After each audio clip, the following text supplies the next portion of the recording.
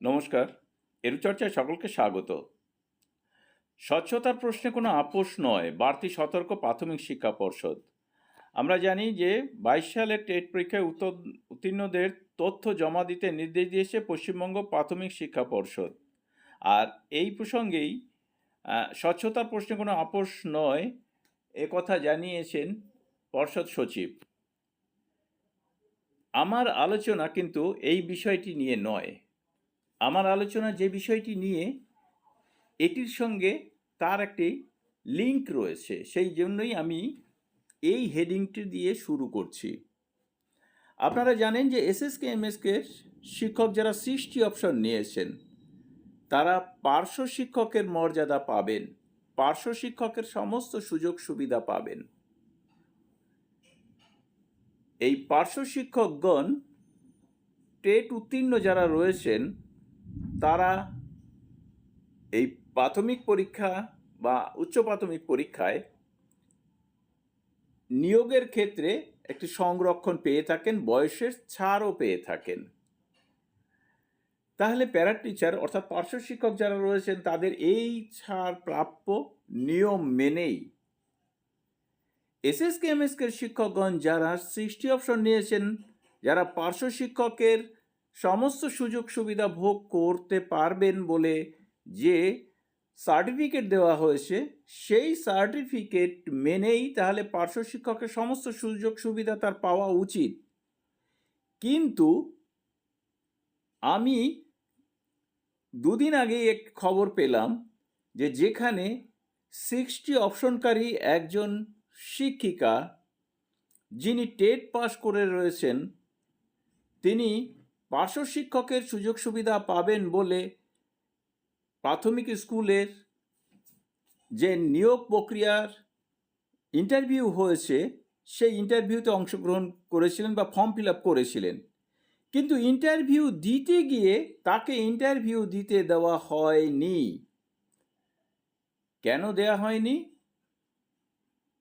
জানানো হচ্ছে তাকে যে তার সার্টিফিকেটে কোথাও পার্শ্ব শিক্ষক কথাটি লেখা নেই, সহায়িকা কথাটি লেখা আছে। আর সেই কারণে নাকি তাকে তার ইন্টারভিউ নিতে পারবেন না তারা। পার্শ্ব শিক্ষক যারা রয়েছেন তাদের 10% সংরক্ষণ রয়েছে এবং বয়সেরও ছাড় রয়েছে যথারীতি, কিন্তু সহায়িকা হলে তার সেটা প্রাপ্য নয় বলে তারা জানিয়েছেন, তারা নিতে পারবেন না। তাহলে প্রশ্ন হচ্ছে যে এত ঢাক ঢোল পিটিয়ে এসএসকে এমএসকের শিক্ষকদের 60 অপশন নেওয়ানো হলো, পার্শ্ব শিক্ষকের সমস্ত সুবিধা দেওয়া হবে। সেই সুবিধার মধ্যে অন্যতম হচ্ছে একটি যে ইপিএফ পাওয়া, সেটি এখনও দূরস্থ। দ্বিতীয় যেটা রয়েছে যে পার্শ্ব শিক্ষক যারা যদি টেট পাস থেকে থাকে তারা যে পরীক্ষা দেবেন, প্রাইমারি হোক বা আপার প্রাইমারি হোক, সেই পরীক্ষায় নিশ্চয়ই পার্শ্ব শিক্ষক যে সুবিধাটা ভোগ করবে, সংরক্ষণের সুবিধা এবং বয়সের ছাড়ের সুবিধা, তাহলে এসএসকে এমএসকে টিচাররাও সেটা পাবেন।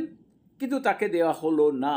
কেন দেওয়া হলো না, এটাই কিন্তু একটি প্রশ্ন। তাহলে এসএসকে এমএসকে শিক্ষক যারা 60 অপশন নিয়েছেন তাদের কি কোনো রকম সুযোগ সুবিধা দেওয়া হবে না, নাকি তাদের 5টি বছর তাদের চাকরি জীবন থেকে নষ্ট করার জন্যই এই 60 অপশন দেওয়া হয়েছিল? এটি কিন্তু এখনো বোঝা যাচ্ছে না।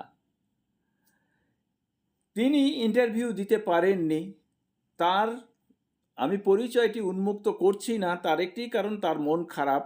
এই মুহূর্তে তিনি আশা করেছিলেন যে পার্শ্ব শিক্ষকের এই যে মর্যাদাটা পেলে তিনি হয়তো প্রাইমারিতে ইন্টারভিউটা দিতে পারতেন এবং ইন্টারভিউতে একটা সুযোগ অর্থাৎ সংরক্ষণের আওতায় এলে তিনি হয়তো প্রাইমারিতে পূর্ণাঙ্গ শিক্ষক রূপে উত্তীর্ণ হতেও পারতেন। সেই আশাটা কিন্তু তার নষ্ট হলো। এই জন্যই আমার প্রশ্ন যে তাহলে কেন এরকম হচ্ছে। আমি এই প্রসঙ্গে অবশ্যই এসএসকে এমএসকে শিক্ষক নেতৃত্বদের কাছে আবেদন রাখব যে আপনারা একটু দেখুন কেন সমস্ত যোগ্যতা থাকা সত্ত্বেও ইন্টারভিউ তিনি দিতে পারলেন না। তাহলে পার্শ্ব শিক্ষক কথাটি না লেখা থাকার দরুন তিনি কিন্তু ইন্টারভিউতে বসতে পারলেন না।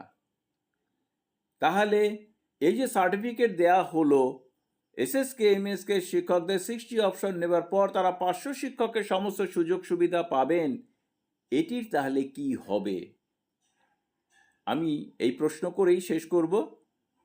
শিক্ষক নেতৃত্বদের কাছে আমি আবার অনুরোধ করব, আপনারা বিষয়টি নিয়ে একটু ভাবুন, প্রয়োজনে উপর মহলে একটু কথা বলেও দেখতে পারেন, যাতে সেই মহিলা সুযোগটি পান, বা সেই মহিলার মতো আরও যারা রয়েছেন।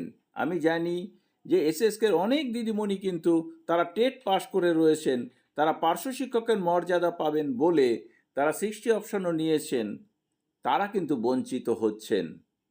তারা 60 থেকে ফেরত যেতে চান না 65-এ, তারা এই সুযোগটা পাবেন বলেই কিন্তু তারা 60 অপশনটা নিয়েছিলেন। তাহলে কি হবে এর ভবিষ্যৎ? আপনারা একটু ভাবুন। সকলকে ধন্যবাদ জানিয়ে শেষ করছি। ভালো থাকবেন, সুস্থ থাকবেন।